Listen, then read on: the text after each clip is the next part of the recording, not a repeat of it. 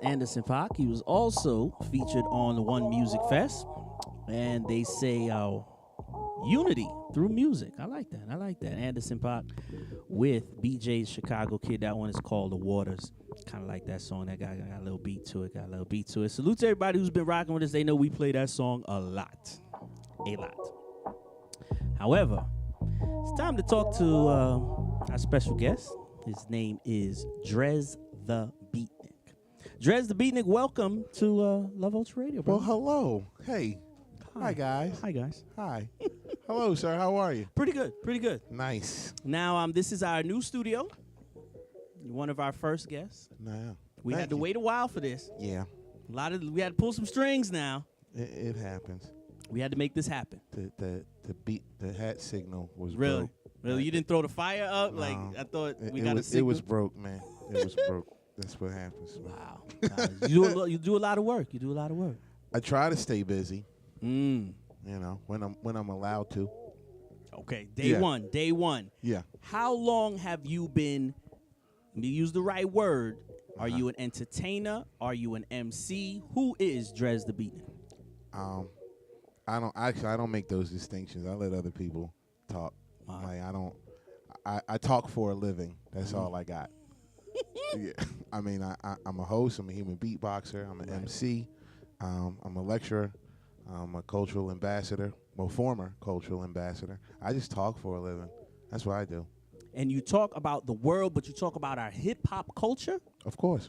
Now, this hip-hop culture that we're living in, some people are going to say, are you educated and qualified to speak on these facts and these dates and these releases of music? And is that what you study? Yes. You study it? I study this. That's my job. I like being good at my job. So yeah, I'm so good at my job. I actually got hired to do narration work for an audiobook for Chuck D. Called Chuck D Presents Today in Rap and Hip Hop History. Oh, really? Yeah. So I'm kind of I know some stuff. Couple things. Yeah. Surrounded by a couple of good people. I like that. I liked it. This is the fat boy try to cover up. You know it's all good. We acting our age right now. You know what it is. Trying to look slim on the webcam. I got to tilt with it a little bit. You know what I'm saying? To the side. That's what she said. For those who don't know, as you said, you wear many hats. Let's talk about the hats. Yes. How many hats do you wear, and how many hats do you own? Well, I wear hats because I have a supercomputer under here. Okay. Like, I don't want it to get damaged by Mother Nature. Believe me. I got about 22 of these things. Salute. I started wearing them. My story is no different than most dudes in hip hop. Mm-hmm. We did it for a girl. Really? Yeah. Like, that's kind of how it worked. Like, my mom sent me out to the corner store. It was dead of winter. The Hawk, I'm from Philly. Like, the Hawk is like the cold wind blow. Like, I know you Cali dudes don't know like, I don't understand. That. What do you mean cold? What do you mean cold? You know, but I didn't have a Scully on, a skull cap, and the Hawk pretty much cut through me like a hot knife through butter. And I went back in the house to go find a hat. Went in the coat closet, and the only hat that was in there was my mom's beret. Okay. So I put it on, you know what I mean? I got my rerun on from What's Happening. You know, yeah, I'm aging myself. So what? And, the Hawk once again, and then pulled it down over my ears. Right. Went to the store. This girl I had a crush on in my neighborhood. Right. She was like, "There's something different about you." It's like, oh, I got it. It's the hat. I ain't took the hat off since. Really? That was 1992. Believe I ain't it, took the hat off since, bro. Come on, y'all. Facts right here. Love Ultra Radio. We make things happen. It's a conversation. Yes. Dres ain't tell nobody that.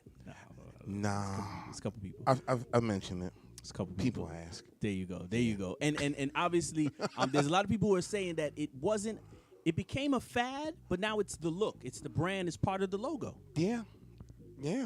Believe it. Well, okay. Yeah, see? See. You should get it in there. See? They watching. You know what I mean?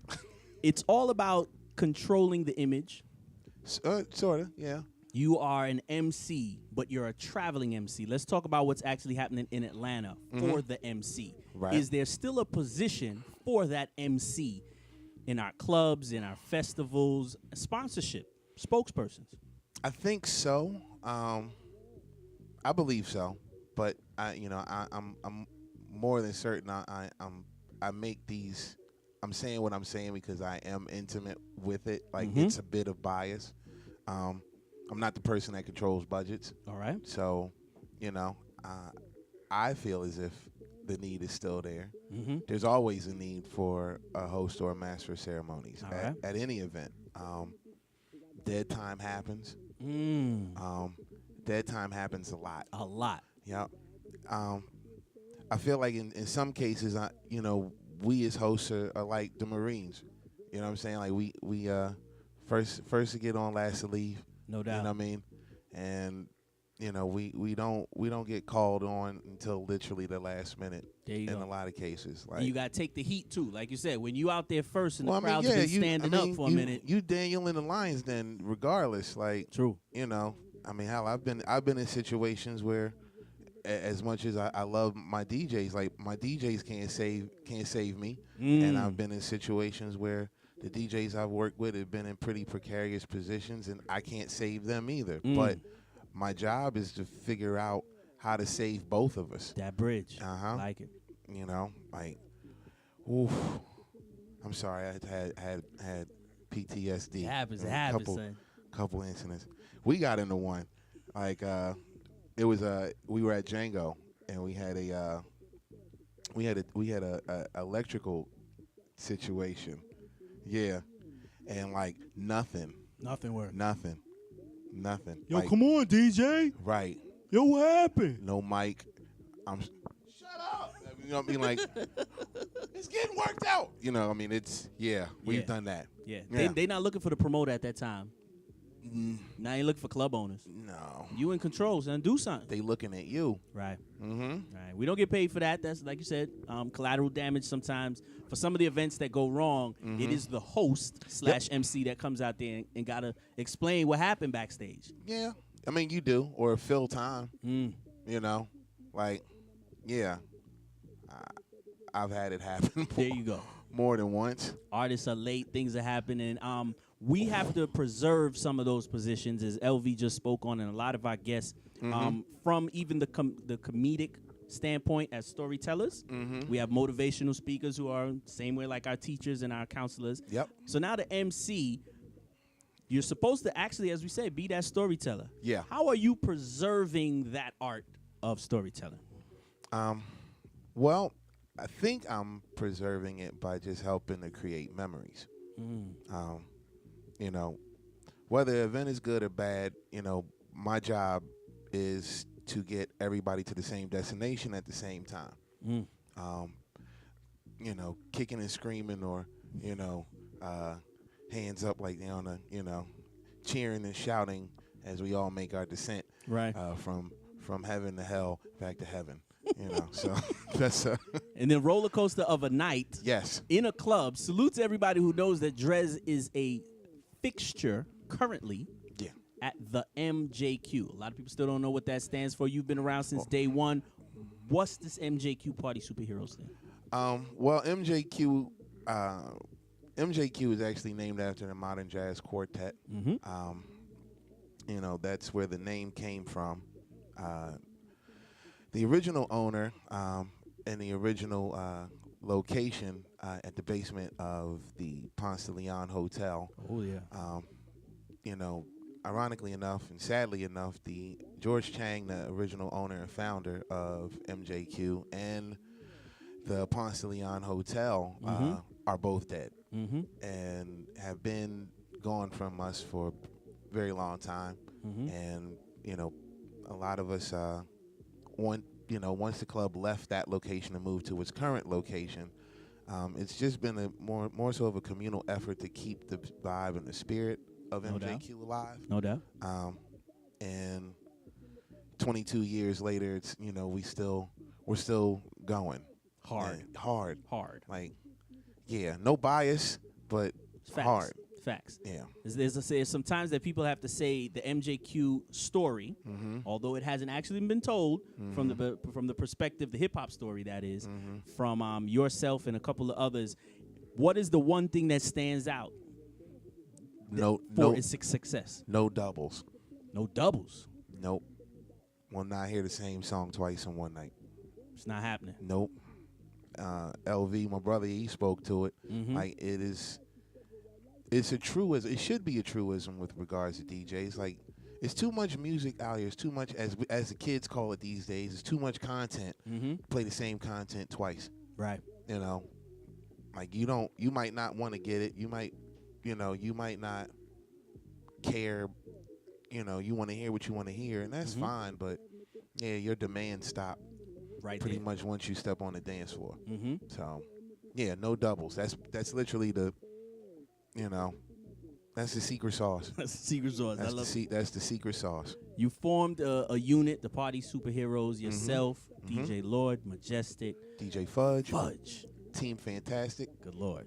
It's all about keeping that unit together, bringing in one or two little, special guests throughout the year. How often are you guys at MJQ, for those who don't know? Every first, third, and final Friday of the month. I like it. I like it. Those are facts, and you've been doing that for several years. Yeah, our event is 12 going on 13 years old now. Believe it. Originally the hip hop night at MJQ was a Thursday. And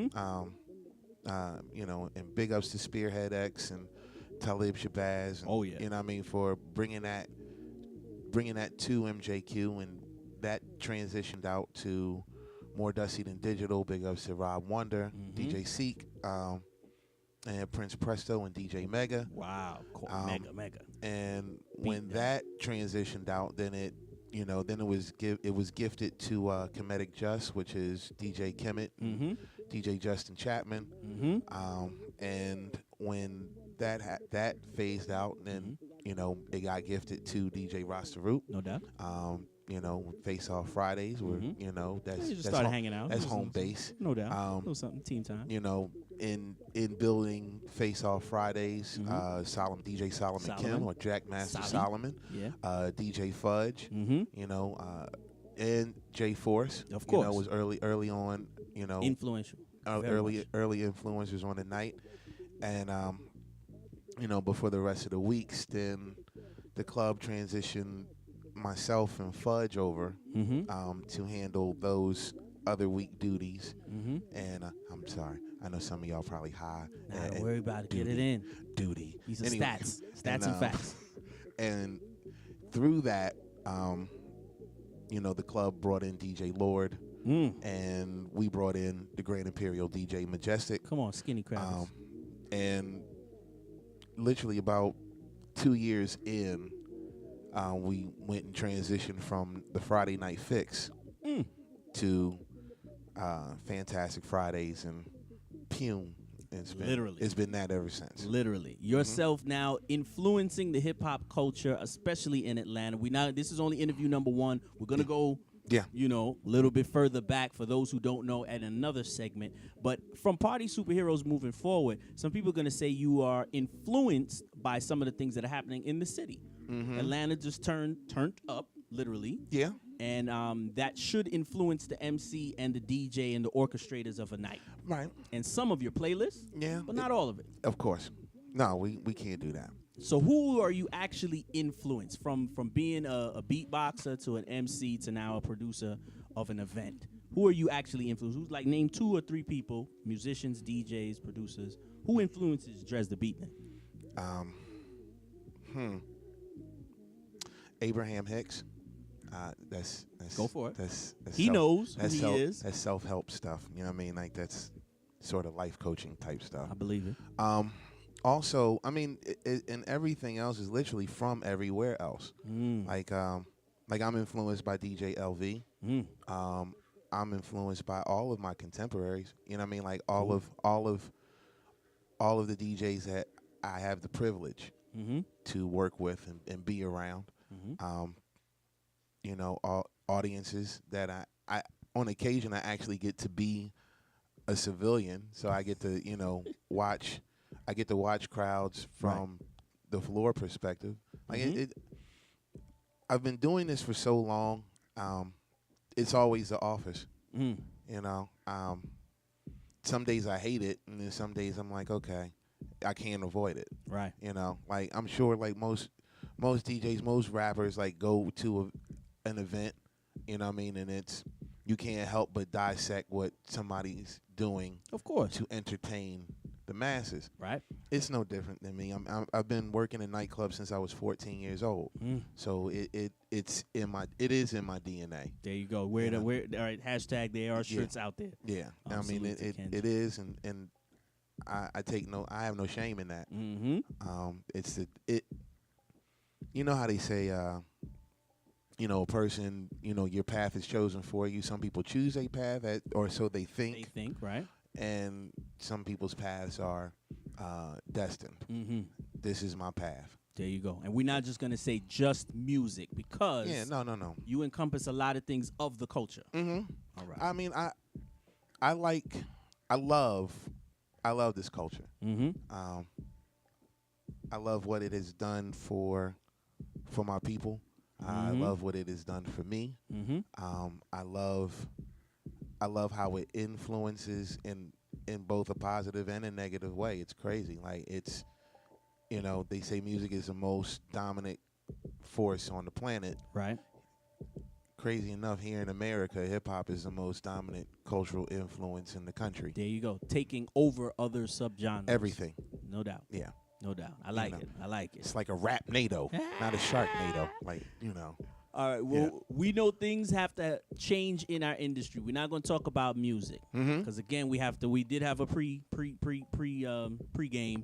conversation. For those who don't know, that it did not get recorded, so all that is out the window. Sorry. Seriously, but there's things that we need to change in our industry from the perspective of the MC. We spoke to DJs, and there's things that DJs need. Yeah. If you want to give me a turntable, give me the top. Yeah. Of that brand turntable. All right. MC, what do you need? Like, it's a mic. What you need? It's more honestly, it's more to it than that. And for us to get the things that we need, there are things as MCs we have to do. Like we have to study our craft. Well, at least we should. You can't lip sync. Don't lip sync. What's the purpose of you getting one of these if all you it's bullshit. You shouldn't be doing that. Right. Like, why should I give you a $300, $400, $500 microphone and all you doing is this? And act it. You got to act it out. Like that. And if fans, demand more from your artists. Seriously, please. Because a lot of the bullshit that happens is actually as a direct result of y'all, the consumer. Okay. So if y'all want better, demand better. I'm with you. Yeah, I mean, it hurts. You know what I'm saying? It's like it's a generation of kids that grew up on cheat codes. Oh. You know so what I'm they saying? don't get to enjoy actually learning and experiencing and winning. Right. And there is a process. You know what I mean? Like I do feel like there is a process of handing down traditions and things like that. Like I wouldn't want Migos to sound like LL Cool J. I would not want that. Okay. You know what I'm saying? Agree. Like just as a working example. Like I wouldn't want Migos to sound like Houdini. Let's name another 3-man band. Appreciate it. You know, but they do what they do. Right. And that's great. I'm not going to knock it, but there's certain parts to it that I can't support either. Content, entertainment value, all of that has changed. Are they not allowed to change the industry lightweight? Define change. They decided to push the line wherever it was as far as content before what is the word? Abusive, obscene.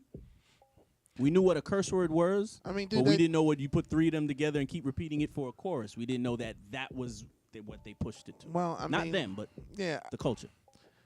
Man, dude, we grew up with all of this shit that these kids are bearing on their shoulders, like all of it: cars, clothes, hoes, drugs, sex, violence, money, whatever. All of it. It's always been there. Damn near since '73. Is it the parents? Is it the gatekeepers? I mean, dude, it's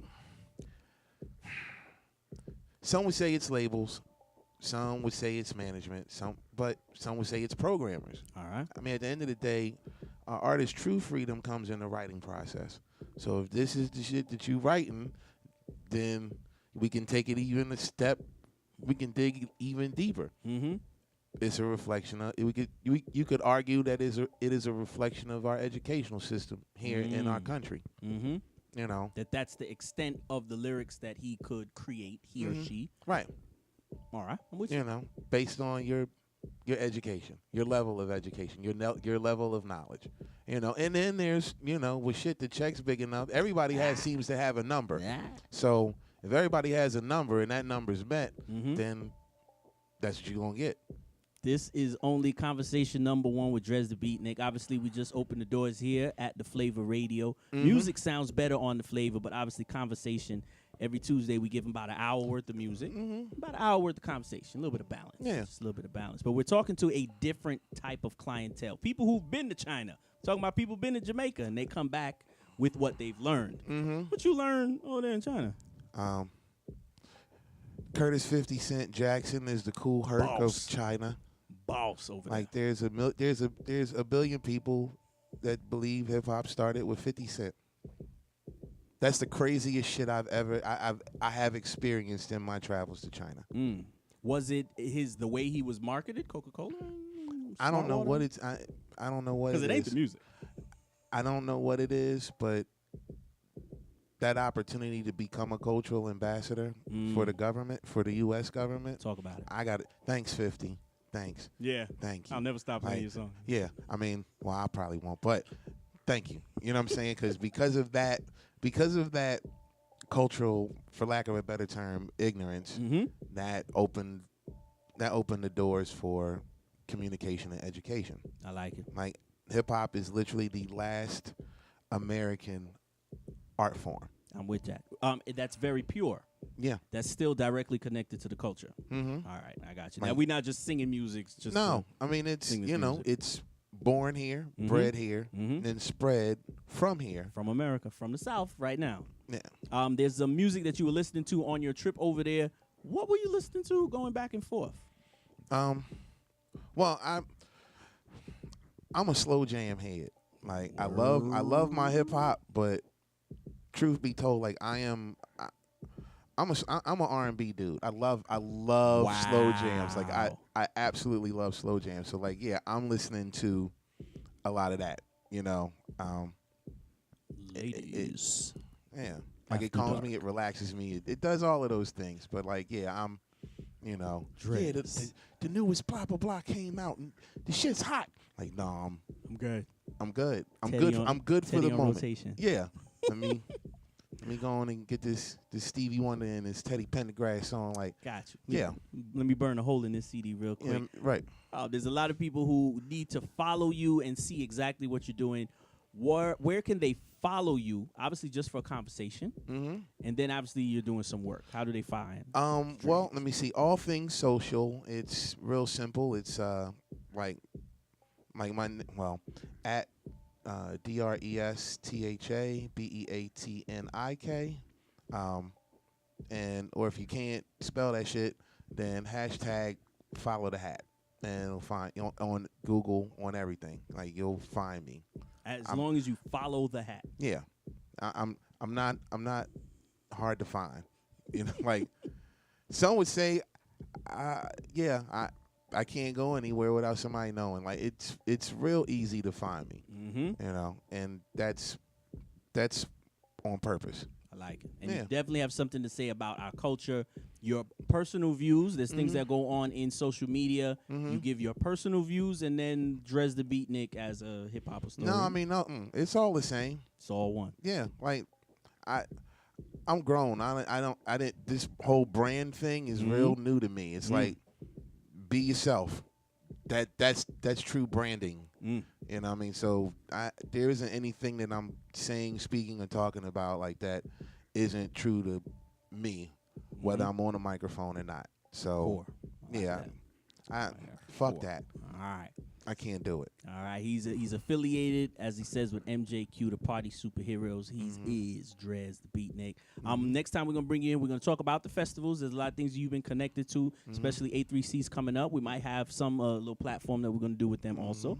Reaching out. Salute to iLex. A lot of people who are still in the chat room. They know that you're still dealing with Reggae in the Park. You're dealing with Fight for Atlanta. Yep. Where can we see you next or frequently? Well, as always, MJQ for Fantastic Fridays. You can also check me out across the country for Jack Daniels Tennessee Honey Art Beats and Lyrics Tour. I'm the national tour host for that.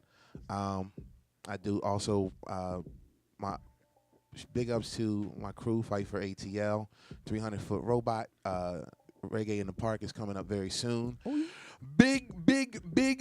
Yes. Sometimes we just lick shots. Yes, it will definitely be massive. Yeah. Big ups to my Fight for ATL family. Big ups to my Party Superheroes family. Wow. A3C is coming up again. Nice. Yours truly will be there.